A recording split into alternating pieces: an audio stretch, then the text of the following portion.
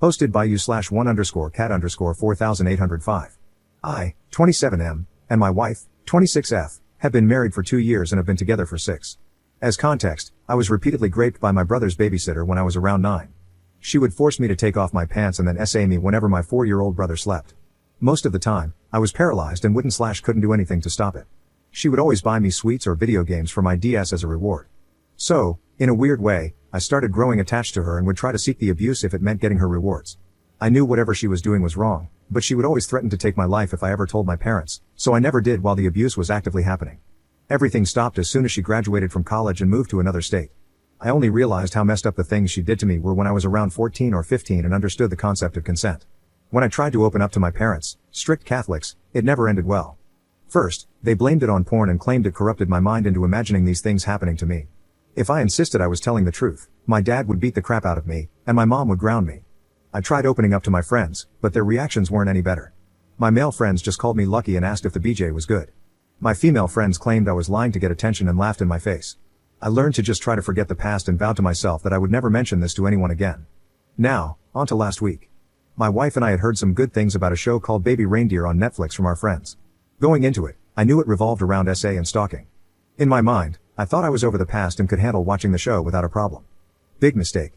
By the end of episode 4, I was literally on the verge of tears, and all the supposedly forgotten memories came flooding back. At the end of the next episode, I couldn't hold it in anymore. My wife paused the show and just stared at me. After a while, I finally managed to calm down a bit. She asked me why I was crying, and I just let everything out. She apologized, hugged me, and we went to bed soon after. I apologized to her the following morning for ruining our night.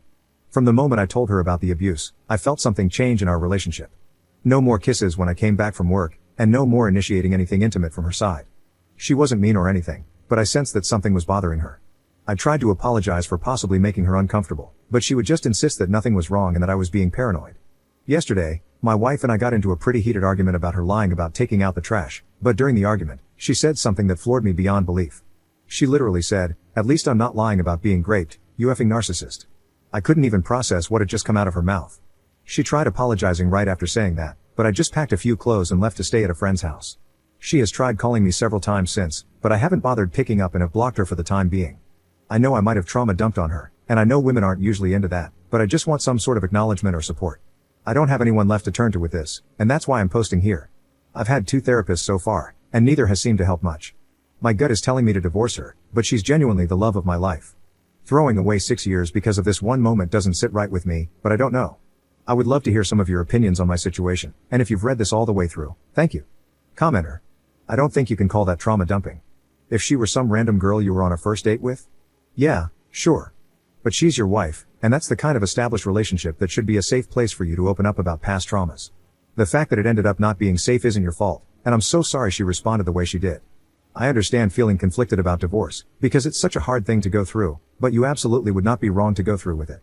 I wish you the best, whatever you decide to do. Update 1 month later. First of all, I just want to thank everyone for all the amazing love and support. For the first time in my life, I felt heard and didn't feel like a burden to people. I don't know what I did to deserve any of this, but I just want to let you all know that I'm beyond grateful. As for the update, shortly after posting, I did decide to go back home.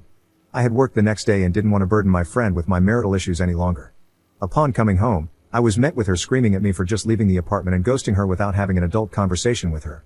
I let her know how hurt I was by the things she said to me and that I needed some time to myself to gather my thoughts. She tried arguing back, saying there was nothing to think about and that I was being an immature crybaby. From that point onwards, we have barely been on speaking terms. I know a lot of people are going to be mad hearing this, but the longer I thought about my marriage and my wife, the more I wanted to give her another chance. She wasn't perfect by any means, but neither was I. A lot of my past relationships ended as a result of my past catching up with me, but I really want to change that this time. She isn't the first partner or friend to have this type of reaction to what I went through. I know it's tough, but I feel like I just needed to bite the bullet if it meant keeping my sanity. I didn't want to start over again. After we somewhat started talking to each other again, I sat her down for a serious conversation and let her know again how hurt I was by everything she said.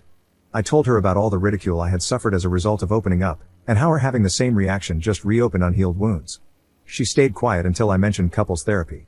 That's when she started crying, but not for the reason I expected. I tried holding her, but she pushed me away and screamed that I seriously thought about ending our marriage over some silly argument we had, accusing me of making up a sob story after watching Baby Reindeer for attention and sympathy.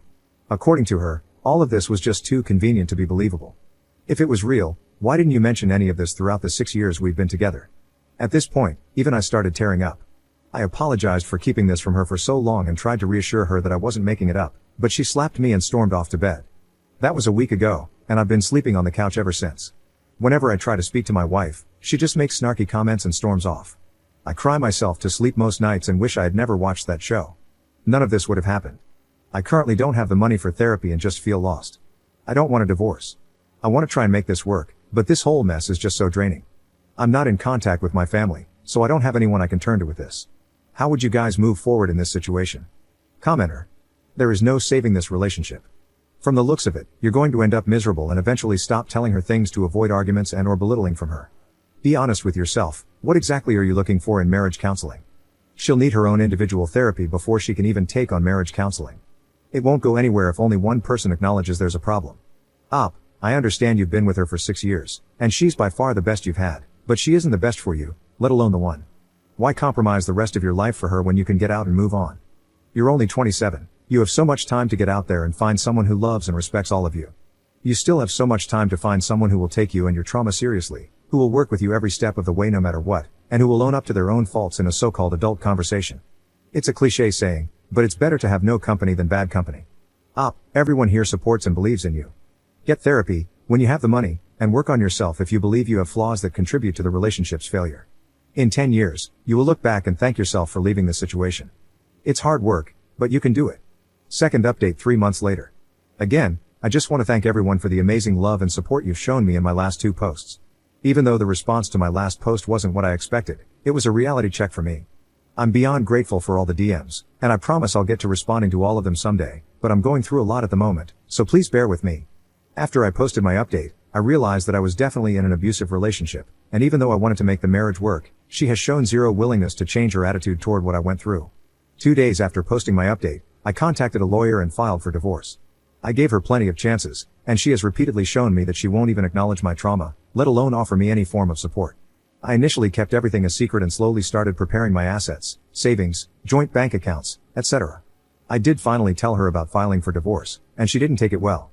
She tried fighting it and claimed I would never find anyone else willing to put up with a giant baby who can't even admit he wanted what happened to him. According to her, no woman is willing to deal with an attention-seeking crybaby like me. I'm not going to lie, what she said got to me, and for a brief moment, I considered halting the divorce. But after she came home drunk one night and berated me for an hour straight, it snapped me back to reality. I don't know where the woman I fell in love with went, but that wasn't her. Looking back now, she'd given me plenty of red flags, but I ignored them for the sake of being loved for once in my life. For once, I wasn't called gay for not wanting to smash immediately after getting into a relationship, and I wasn't laughed at for having random seizures, etc. I moved out of our apartment the day after her rant and have been staying at my friend's ever since. After she realized I wasn't coming back anytime soon, she didn't all my friends, claiming that I was an attention WHRE, making up a sob story about being raped, and that she was actually the one filing for divorce.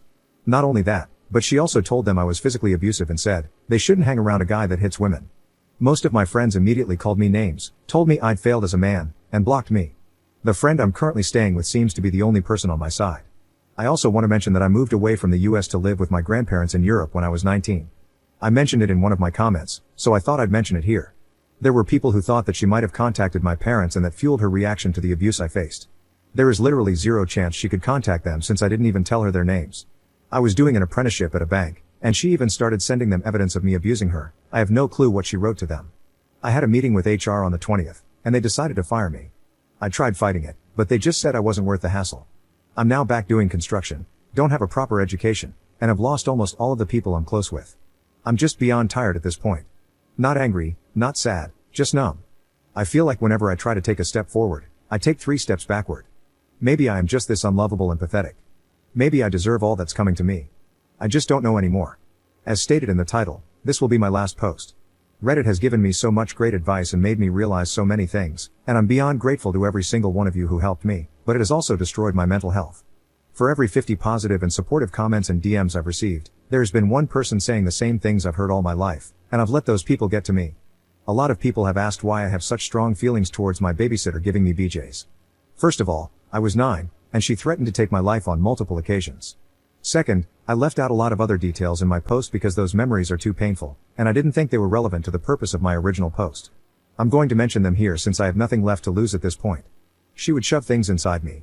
She would regularly hit me in the balls to punish me for disobeying her. She would dress me up as a girl and would force me to dance for her and pose in suggestive positions.